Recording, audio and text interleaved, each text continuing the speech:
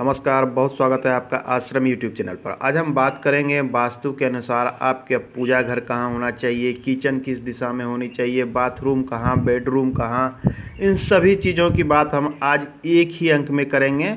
आप इसे ध्यान से देखें और सुने। सबसे पहले जल की व्यवस्था। जब जल की बात आती है तो हमें ईशान कोण की तरफ बढ़ना चाहिए, लेकिन कभी कभी होता है क्या, ईशान कोण में लोगों की जगह एडजस्ट नहीं हो पाते। आइए देखते हैं। मान लिया जाए ये आपका प्लॉट का एरिया है, पूरब, पश्चिम, उत्तर, दक्षिण। जल की व्यवस्था जो हमें करनी है ईशान कोण में करनी है। ईशान कोण में क्या, पूरब तरफ या उत्तर तरफ। जब इसे हम इस प्रकार से यहाँ इस कॉर्नर को इस प्रकार से काट लेते हैं, ये देख लीजिए। इस प्रकार से जब आप अपने भूमि के प्लॉट को कॉर्नर को काट दीजिएगा तो प्रयास करें कि इस कॉर्नर के इस तरफ, मतलब इस एरिया में आप जल की व्यवस्था कर ले। चाहे आप ट्यूबवेल लगावें, कुआं लगावें। कुआं तो आजकल कोई लगाता नहीं है, आप ट्यूबवेल लगा सकते हैं, मोटर की व्यवस्था कर सकते हैं, अंडरग्राउंड जल की व्यवस्था आप इस जगह कर सकते हैं। बिल्कुल ईशान कोण में संभव नहीं हो तो क्या करना है, जैसे ये उत्तर दिशा की ये 50% होता है, ये पूरब दिशा के 50% होता है।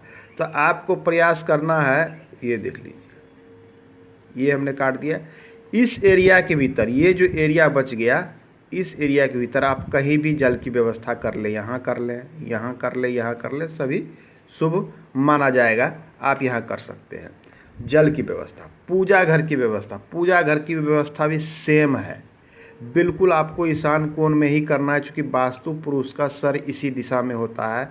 तो पूजा घर की व्यवस्था आप ईशान कोण में कर लें।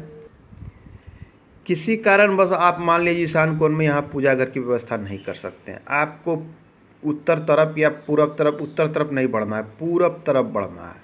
आप पूर्व दिशा का जो 50% होता है, यहाँ से यहाँ तक में कहीं भी आप एडजस्ट कर लीजिए पूजा का स्थान।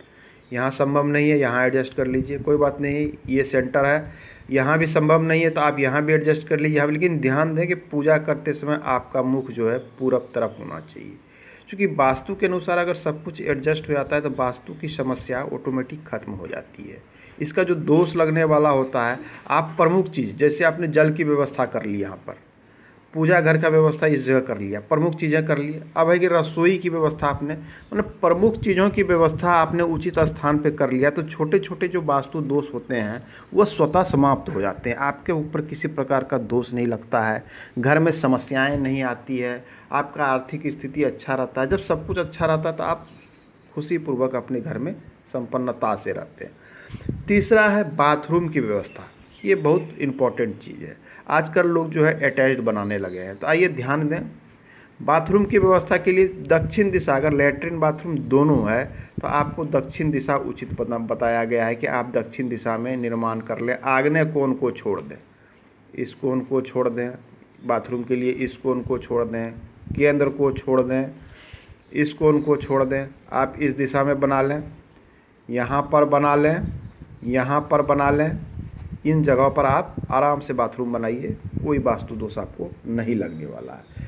इसके बाद आता है किचन की व्यवस्था। रसोई की व्यवस्था जब भी करना है तो आपको अग्नि कोण में ही करना है, एकदम बिल्कुल वास्तु को बैलेंस करके रहेगा। अग्नि और अग्नि कोण दोनों सेम चीज़ है। आप रसोई यहाँ बना लें, किचन इस जगह पर।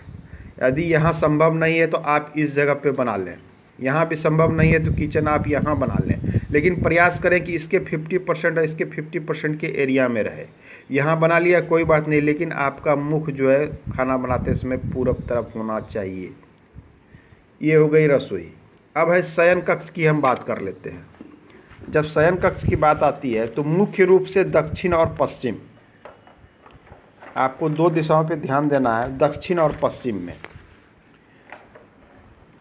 आप यहाँ से वायुकोण छोड़ दें, वायुकोण गेस्ट के लिए बना सकते हैं, आप अपने लिए बनाते हैं तो आपके लिए इतना एरिया है शयन कक्ष के लिए। आप यहाँ रूम बना लीजिए, कमरा यहाँ बना लीजिए, इस कोण में बना लीजिए, घर के प्रमुख व्यक्ति सोएंगे यहाँ बना लीजिए, यहाँ बना लीजिए। माने शयन कक्ष के लिए ये एकदम बिल्कुल उचित है। अन्य आपको हॉल बनाना है, गेस्ट के लिए बनाना है, गेस्ट के लिए ये रूम बना लीजिए। तो ये शयन कक्ष के लिए बिल्कुल उचित स्थान है जहां आप निश्चिंत होकर रहेंगे। तो आज के अंक में मैं देखा वास्तु के प्रमुख चीज़ें जिस पे हमें ध्यान देने से वास्तु की स्थिति बिल्कुल अच्छी हो जाती है।